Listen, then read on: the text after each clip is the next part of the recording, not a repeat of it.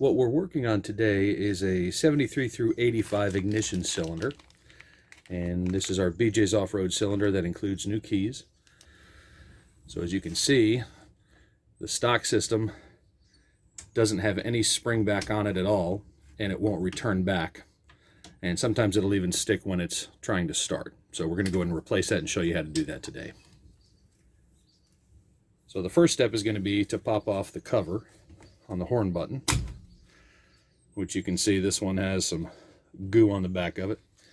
And then it's held in by the horn ring and 3 little screws, which we'll go ahead and remove those.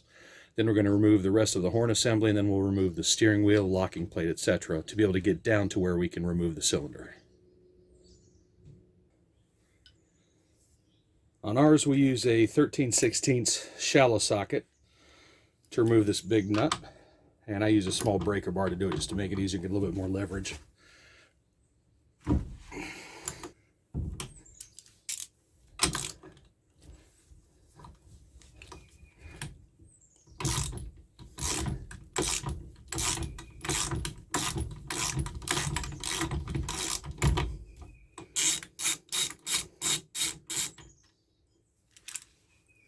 Make sure to set that little washer aside as well.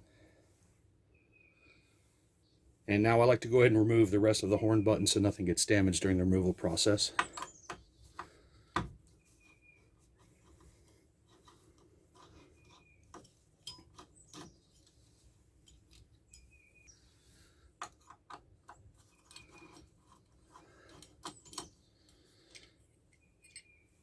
And then that just comes off like that.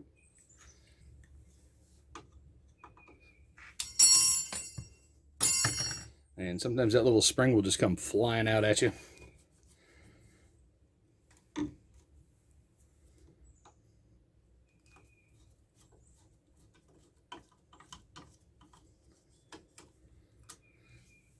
And these screws, in addition to holding in this little plastic ring, they also secure to this plastic trim that's underneath. So you definitely want to save those screws and not lose any of them. And the next step is going to be to use a steering wheel puller, which you can either buy them or you can rent them at most auto parts stores. And here's what this one looks like that I'm using. And it has a removable tip depending on what type of wheel you're pulling. Now we're going to use these 2 threaded holes on either side, thread it in and then start pulling.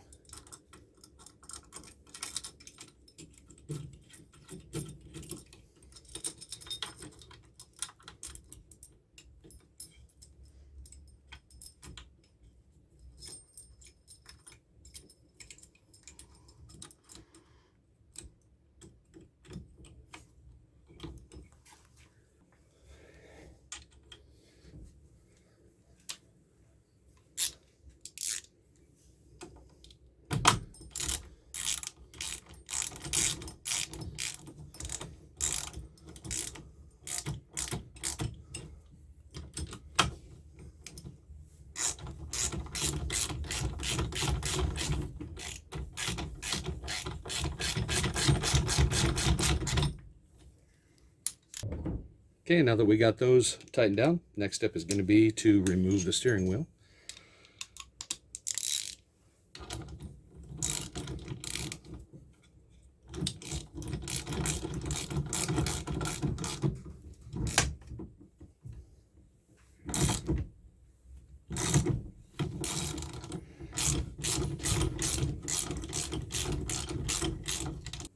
And so usually after just a couple of twists, it'll slide right off and you can pull it right off of there. And with the steering wheel removed, you can see we have the plastic spacer. And then there's a black plastic trim piece which you need to just gently pry off.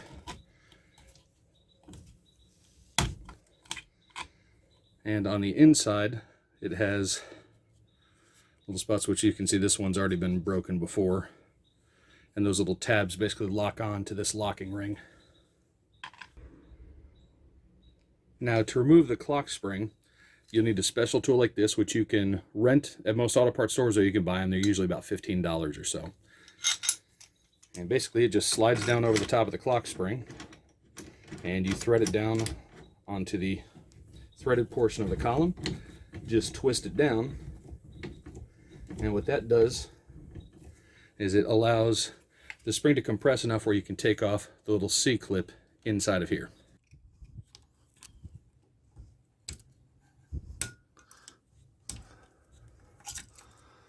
Then you just simply go around using the pick, working the rest of the way out. I usually keep a screwdriver in here just to keep the other piece from falling back in, because it has a very good tendency to do that. And then once you've got it started, it's just as simple as pulling it the rest of the way up.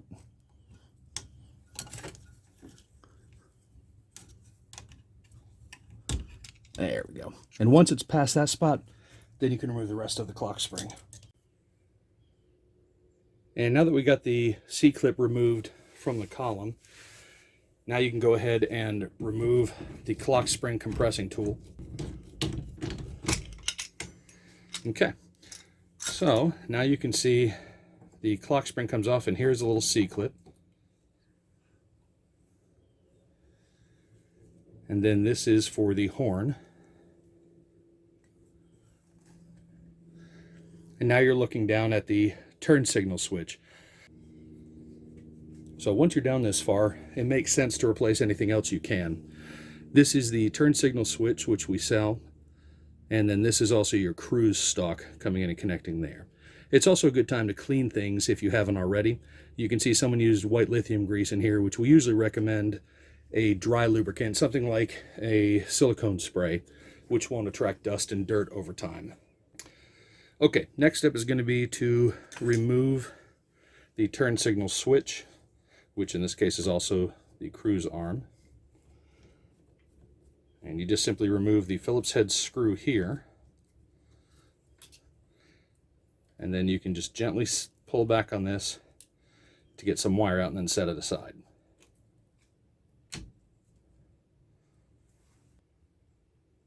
And on the turn signal switch inside of here, if you've watched our other video, it shows how to take it apart. There's just 3 screws, one here, one down here, and one up here, which you will have to move the turn signal switch assembly down to be able to get to.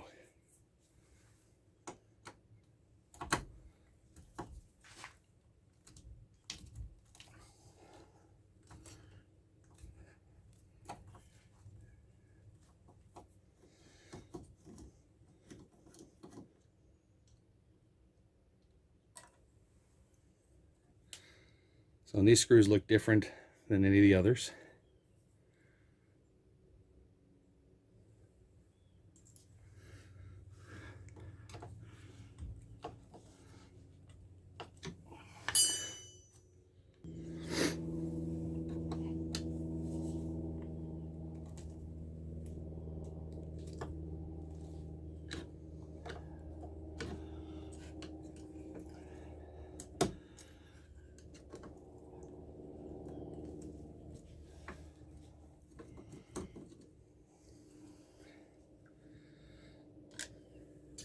The next step is going to be to remove the emergency flasher or hazard knob, which screws in. Okay, and then you want to pull it and set it aside very gently.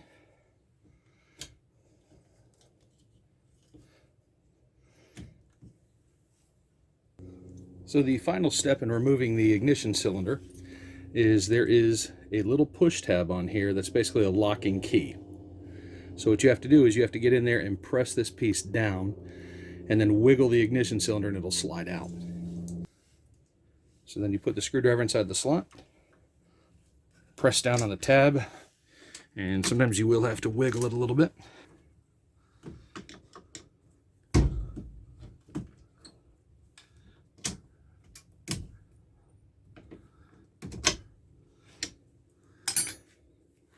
And there you go. Then installation is the exact reverse of removal.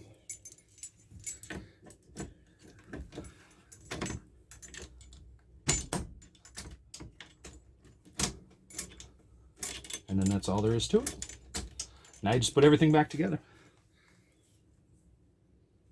Now it should go without saying that you want to do this with the battery disconnected. Now that everything's back installed, you can see that this key now not only turns, but when you let go, it actually pops back into place. which tells you that the original one was completely shot. If you have any questions, feel free to contact us at bjsoffroad.com, and you can also purchase these as well as many other parts for your full-size Jeeps. Thanks for watching.